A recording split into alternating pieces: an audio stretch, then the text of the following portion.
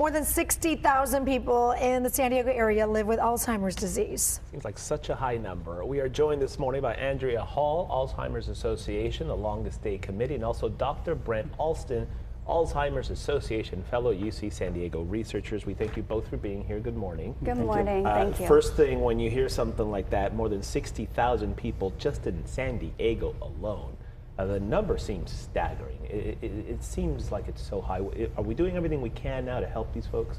Absolutely. I believe we are. Of course, I always believe we can do better as well. Yeah.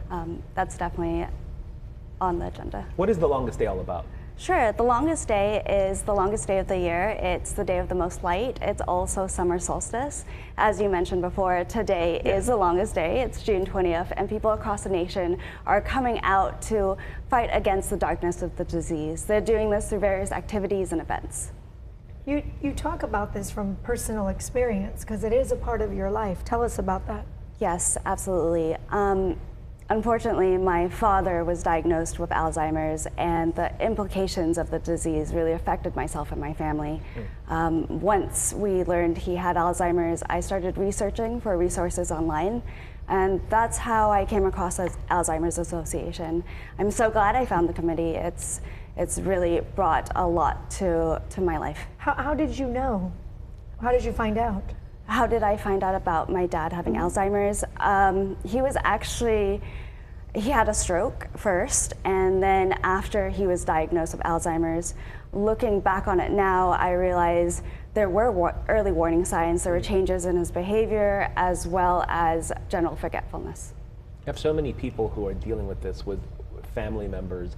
How do you make the most out of a day like this to kind of shed light, if you will, on something like that affects 60,000 San Diegans? Absolutely. There's so many ways to get involved.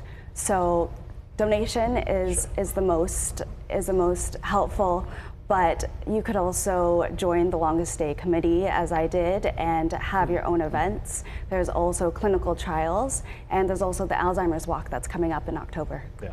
Dr. Alston, this is also very near and dear to you. You've been touched by this as well. Yeah, so my grandfather was diagnosed with Alzheimer's disease, and he passed away when I was very young. So my grandpa was kind of an interesting character. He was a professionally ranked boxer. He was the kind of guy you could sit around with, and he'd crack jokes for 8 hours straight. And I never got a chance to experience that. And I kind of said to myself, that's not fair. So I'm going to try to do something about it, and that's why I went into research. It's amazing how a little kid hanging out with his grandfather, you don't have all the memories you wish you had, and then that kind of guides you, and then you go, I'm going to become a doctor, I'm going to become a researcher, I'm going to become a fellow with this.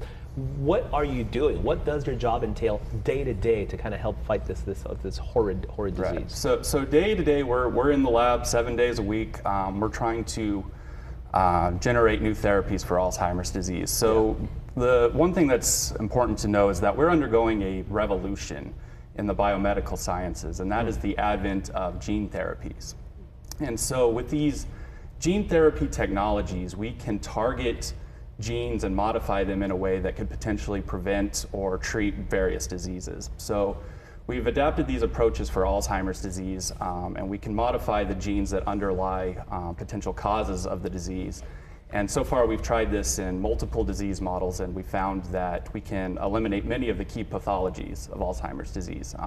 So practically speaking, this would be a one-time permanent treatment that targets the key drivers of the disease. So we still have a long ways before we get to. I was going to say that sounds amazing, and it sounds all very, for lack of a better term, sciencey. But it's like what you guys do day in and day out in the lab.